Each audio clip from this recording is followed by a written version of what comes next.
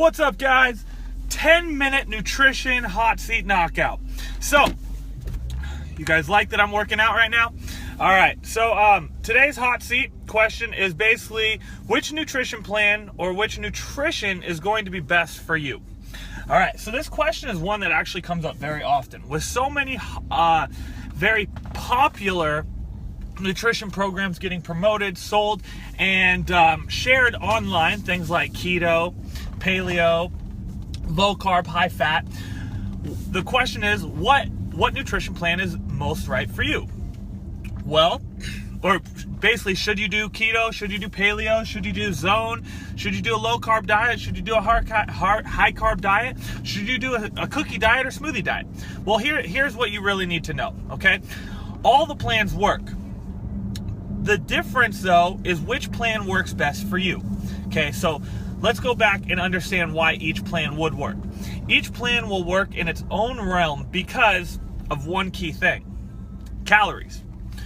Each diet will work because of you're consuming a certain amount of calories that is either enough to keep you at the level you're at or lose weight or gain weight, okay? So it doesn't necessarily matter which variation of nutrition you go with, as long as you maintain your calorie balance that you need to achieve your goal. So, for instance, if I have a 2,000 calories per day diet and I want to do keto, that is perfectly fine. The reason that it's going to work, though, is because I stay inside my 2,000 calorie balance per day. Okay? The same thing is going to apply if I do a high carb diet. Now, here's where the fun happens, though. Which diet is right for you? Well, this becomes the question of what do you prefer to eat, okay? For myself, I'm personally not a fan of the keto diet. The reason I'm not a fan of the keto diet is because the primary staples inside the keto are not things that I thoroughly enjoy, right? I don't really like eating bacon, and I don't really like anything other than avocado and coconut. So all I would be eating is avocado and coconut to fill my fats. However, I do prefer carbs, so I go with more of a protein and carb-based diet with moderate fat. Now, that works for myself because that's what I enjoy. Now, if you're an individual who loves bacon and you love avocados and you love other fats, then keto might be the way for you to go. If you're someone that doesn't really mind what you consume, you can go with any nutrition plan that you like, just maintaining the calorie balance that you need, okay? So you can actually go to www.bit.ly/grit,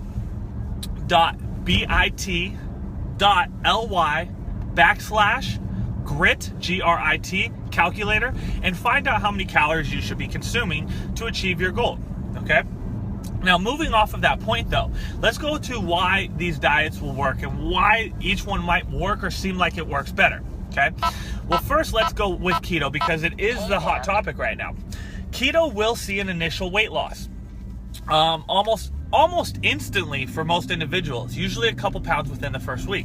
The reason this happens is because by switching to keto, which is going to be protein and higher fats, you get rid of carbs. Now, the downside of getting rid of carbs is that carbs are very, very beneficial for energy right before workouts. They also help replenish your glycogen inside of your muscles and inside of your body. So carbs are beneficial here. That is why I also prefer a carb-based diet. However, if you do use a keto diet, you're going to see almost instant results within the first week to 2 weeks. The reason for this is because when you consume carbs, the carbs that you consume basically go into your body and kind of sit. They sit very similar to a sponge. So as you consume water and hydrate yourself, these sponges absorb this water, okay? So when you get rid of consumption of carbs by going onto the keto diet, you actually get rid of these little micro sponges, right? So then as you consume the water, you don't kind of absorb it or hold on to it as much. So when you go onto the keto diet, the first week to 2 weeks, you're getting rid of sponges inside your body that are the things that hold on to water.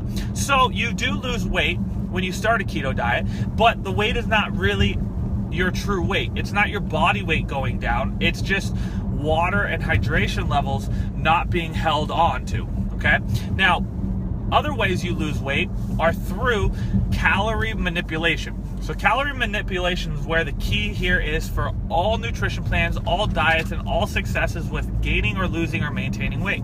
So going back to where I just mentioned, you can find your calories at www.bit.ly/grit calculator. Okay, you can type in your information and find your own calories. Now, maintaining your calorie balance will be what is the key to losing weight long term.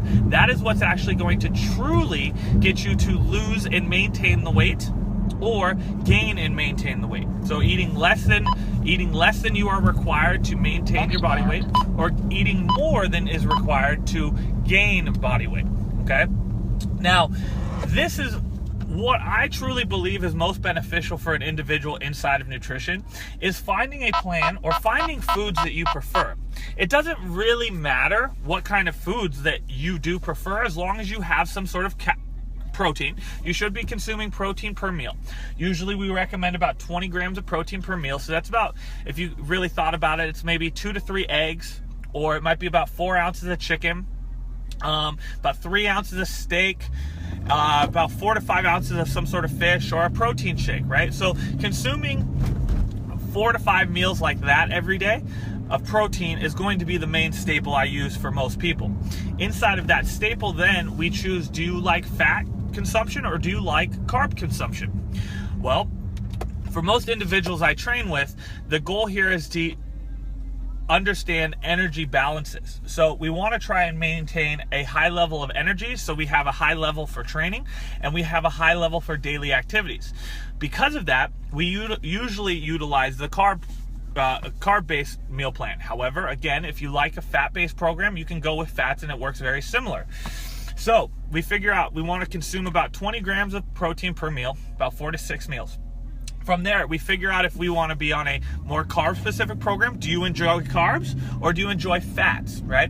Whatever program you consider ideal for you based on your preference is what's going to work long-term. Now, from there, we consume the remainder of our calories with either a mix or unbalanced macro intake of either carbs or fats. So it's up to you. However, at the end of the day, the protein, carbs, and fats should all even out to about the right number for your total macros per day. Macros being total macronutrients and calories. Okay?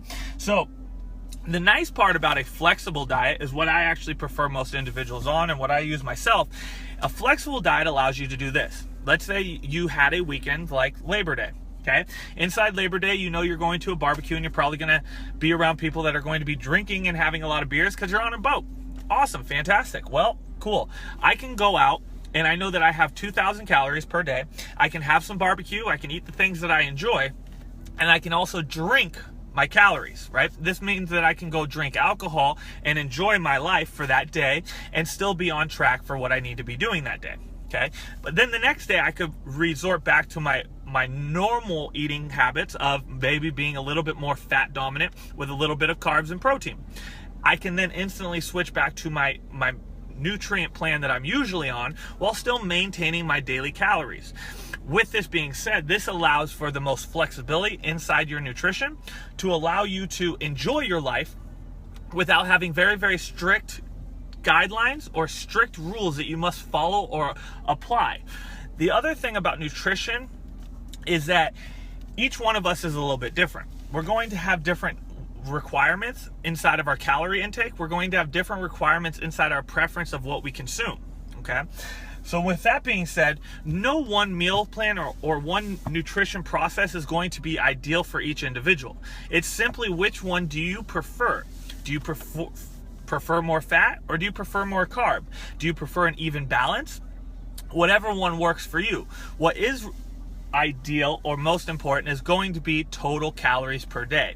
From there, you can manipulate inside of each day how you consume those calories. Do you want to be a protein base or a high carb or high fat? It's up to you, but you just want to stay inside those calorie ranges. That is, again, the most important variable across all nutrition plans, no matter if it's a keto plan, a paleo plan, a high carb plan, a no carb plan, or any other plan that you could put out there. Even the cookie diet comes back down to one thing: total calories consumed. Okay, so the nice part is, as long as you work inside of calories specifically, you can allow yourself a good amount of flexibility and manipulation of what you choose. From there, you then get to choose or dictate which plan might be more ideal for you. High fats, high carbs, medium fats, medium carbs, higher protein with lower carbs and fats. It is up to you, okay? As I mentioned at the beginning of this video, I prefer carbs over fats. So I prefer to go on a normal protein, mid carb, and low fat kind of breakdown. Other individuals prefer fats. They prefer bacon. They prefer avocado. They prefer oils, all that kind of stuff. So keto works really, really well. But at the end of the day, across the board, again, the most important thing when it comes to nutrition is calorie balance. After calorie balance, then it goes into macronutrient balance. So protein consumption, fat consumption, and carb consumption. After that, you go into the micronutrients, which is less and less important, followed by food timing. Okay, so if you want to start seeing results within your nutrition, there are 3 steps that you want to follow. First, know what kind of food you do enjoy. Okay, that's the most simple thing. Do you enjoy carbs? Okay, great. Do you enjoy fats? Okay, great. Do you enjoy more protein? Okay, great. Doesn't matter what you enjoy, just know what you enjoy. This allows you to start finding the nutrition plan that most suits your needs and long-term sustainability. From there, once you find what you do enjoy, you want to find the total calories you need to be consuming to start achieving your goals of either increasing weight, maintaining weight, or losing weight. After you have done this, then you just want to daily track. You want to track your nutrients every day using something such as MyFitnessPal, a physical journal, or some sort of item or object that will allow you to track all the food you consume. Now, one secret truth here is that people don't like to track their food when they do something bad, because the psychology behind it is, if I don't track it, it didn't exist. But when we don't track it and it doesn't exist, we wonder why we're gaining weight. Okay, that's the most common thing, or why we can't lose weight. It's because we're not tracking the little details, right? It's kind of like when you have your bank account and you go and spend, and all you do is track your large purchases of $100 or more, but you don't track those little mini purchases of $5 to $15, then wonder why you're overdrawn all the time. Okay, same reason with your nutrition. So it's important that you track. So first, figure out the nutrition style that you prefer. Do you like carbs? Do you like fats? Do you like high protein, low protein, whatever? Any plan will work as long as you apply number 2, which is finding your calorie requirements to either lose weight, gain weight, or maintain weight. After you have done that, you want to track. You want to track diligently for a week. All your nutrition, everything that you consume, you are going to track in an app or a document, such as MyFitnessPal, an Excel sheet, or even just a physical journal. At the end of each week, you will see your complete baseline of total calories each day, your macronutrient breakdown, and all that good stuff. At the end of the week, you will re-weigh yourself, or base yourself on performance, or give yourself new measurements or photos. I like to utilize all 4, specifically photos and measurements. Weight is not so important, but weight is something that you can use as a variable. But do not base all your success only on weight. So you use a couple different measurements of tools and see how you're doing. You also can use an energy efficiency scale of how my energy levels have been throughout each day. Okay, so that is another thing that I usually will do inside of a journal, is I will do if I had a scale of 1 to 10, each day I would put how my energy levels were throughout the day. So was I a 7 today? Was I a 4? Was I a 10? Where was I? This also allows you to see how your nutrition is playing or manipulating with your energy balance throughout the day. So this is very, very beneficial. Then, after we've done that week of tracking, we've seen where we are, we see where we are now, we can then make minor adjustments to either the qualities of food or to our calories based on if we lost or gained weight. If you lose weight on the calories that you're on, you stay at where you're at and you continue that process until you need to change. Doing more is not always better in this case, but doing enough and in the right pattern is perfect. Okay, so what ends up happening is someone loses weight and then they drop their calories again and then they stagnate. The thing is if your body does actually need a higher amount of calories, so it is important to consume the proper amount based on your height, weight, gender, and your exercise activity per day or week. So from there, you've now you've figured out what kind of nutrition is the most ideal for you, whether you're a high protein, high fat, or high carb, or a balance, or more of a keto, or more of a paleo, or more of a carb specific diet plan. You then find your calories, your daily calories that you need to hit to achieve your goals of weight loss, weight gain, or maintenance. After that, you track consistently for 1 full week. At the end of the week, you do an assessment. You see where you're at based on energy levels, measurements, weight, photos, performance. You then make minor adjustments to the plan if you did not hit your goal for that week. If you hit the goal for the week, you do the exact same thing and improve upon it. If you did not hit your goal, you make the minor adjustments of maybe a little bit of calorie manipulation, maybe making sure that you don't have that extra glass of wine that you had. And you continue this process week to week to understand your nutrition better. That is the nutrition knockout tip of the day, guys. Follow that, and it doesn't matter what nutrition plan you go on to.